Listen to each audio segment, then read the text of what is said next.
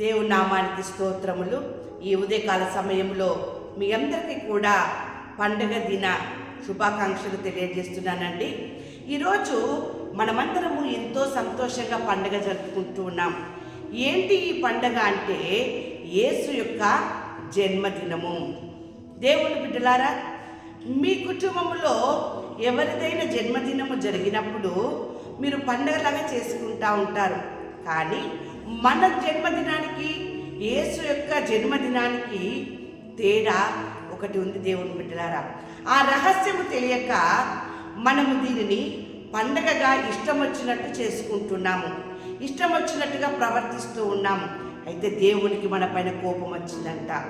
చూడండి, వాక్యం సెలవిస్తూ ఉంది. ఎందుకు ఆయనకి మన మీద కోపం వచ్చిందంటే ద్వితీయోపదేశ కాండము 32వ అధ్యాయము 18వ వచనము 19వ వచనం మనం చూసుకున్నట్లయితే, నిన్ను పుట్టించిన ఆశ్రయ దుర్గమును విసర్జించితివి, నిన్ను కనిన దేవుణ్ణి మరచితివి. యెహోవా దానిని చూచెను, తన కుమారుల మీదను కుమార్తెల మీదను క్రోధపడెను, వారిని అసహించుకొనెను. ఏమండి, వాక్యం ఏం సెలవిస్తూ ఉంది? నిన్ను పుట్టించిన ఆశ్రయ దుర్గముని నీవు ఏం చేస్తున్నావు? విసర్జించి ఉన్నావట.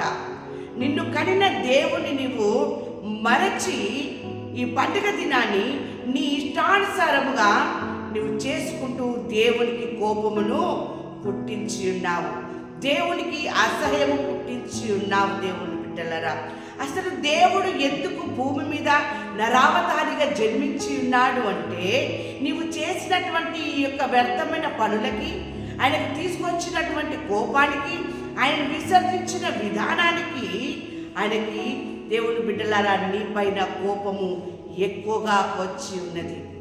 ఆయన నిన్ను అసహించుకొని ఉన్నాడు. అలా ఉన్నటువంటి మన దేవునికి ఒక నిమిషంలో మన పైన మరలా ప్రేమ కలిగి ఉంది. దేవుని బిడ్డలారా, ఎప్పుడైతే మన పైన ప్రేమ కలిగి ఉందో, ఎంతైనా ఆయన బిడ్డలం కదా అండి.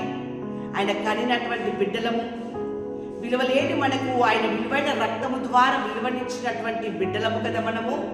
కోపము వచ్చినప్పటికీ, ఆయనను మనం విసర్జించినప్పటికీ, ఆయన ప్రేమ ద్వారా మరలా ఆయన మనల్ని ఆయన హక్కును చేర్చుకుంటూ ఉంటున్నాడు.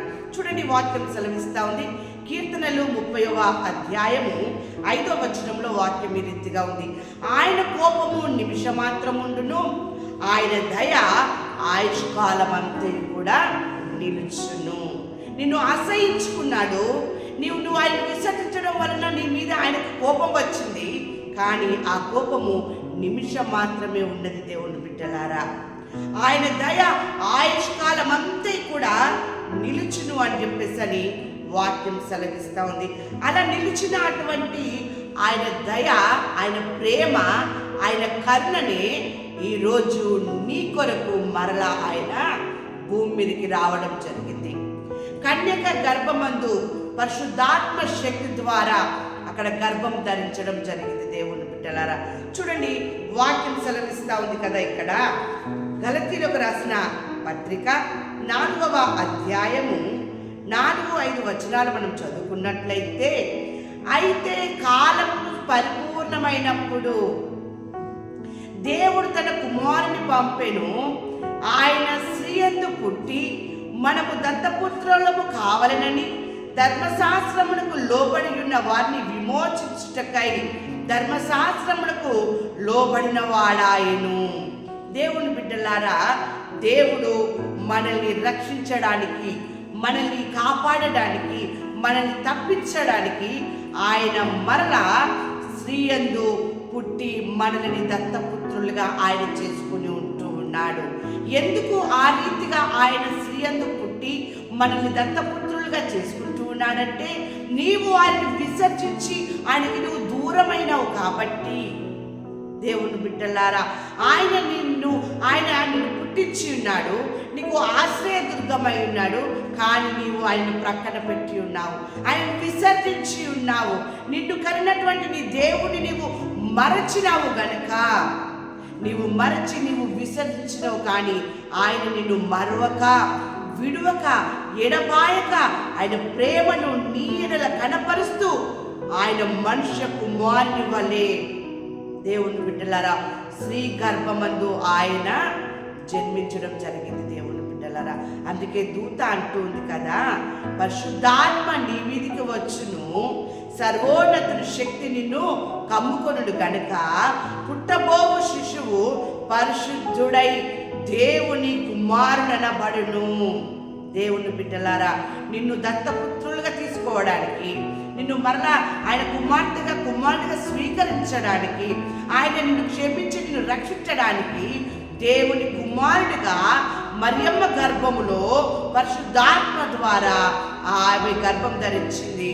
ఆమెకు ఒక శిశువు పుట్టి ఉన్నాడు. దేవుని బిడ్డలారా చూడండి, వాక్యం సెలవిస్తూ ఉంది. ఇక్కడ దేవుని యొక్క వాక్యం సెలవిస్తూ ఉంది కదా, ఫిలిప్పీలకు రాసిన పత్రిక 2వ అధ్యాయము 7వ వచనము నుండి మనము చదువుకున్నట్లయితే, దేవుని బిడ్డలారా మనుషుల పోలికగా పుట్టి దాసుని స్వరూపమును ధరించుకొని తన్ను తానే రిక్తునిగా చేసుకొనెను. మరియు ఆయన ఆకారమందు మనుషుడిగా కనబడి మరణము పొందినంతగా, అనగా శిలువ మరణము పొందినంతగా విధేయత చూపినవాడై తన్ను తాను తగ్గించుకొనెను. అందుచేతను పరలోకమందున్న వారిలో గాని, భూమి మీద ఉన్న వారిలో గాని, భూమి క్రింద ఉన్న వారిలో గాని ప్రతి వాని మోకాలును యేసు నామమున వంగునట్లును, ప్రతి వాని నాలుకయు తండ్రి అయిన దేవుని మహిమార్థమై యేసుక్రీస్తు ప్రభువని ఒప్పుకొనున్నట్లును దేవుడు ఆయనను అధికముగా హెచ్చించి ప్రతి నామమునకు పైనామమును ఆయనకు అనుగ్రహించెను. దేవుని బిడ్డలారా అన్నిటి పైన కంటే, అన్ని నామముల కన్నా పైనామముగా ఆయన యొక్క నామమును దేవుడు హెచ్చింపజేసి ఉన్నాడు. అందుకనే ప్రతి వాని మోకాలు యేసు నామమున వంగును. ప్రపంచమంతా కూడా క్రిస్మస్ చేసుకుంటుంది. కొన్ని పండుగలు కొన్ని దేశాలు మాత్రమే, కొన్ని ప్రపంచాలు మాత్రమే చేసుకుంటాయి. కానీ క్రిస్మస్ అనేది సర్వ శరీరులు కూడా చేసుకొని ఉంటారు. ప్రతి వాని మోకాలు క్రిస్మస్ నాడు దేవాలయములో అది వంగాల్సిందే. ప్రతి వాని నాలుక క్రిస్మస్ నాడు దేవుని మందిరములో అది సాగిలపడి ఆయనకు ఆరాధన చేయాల్సిందే.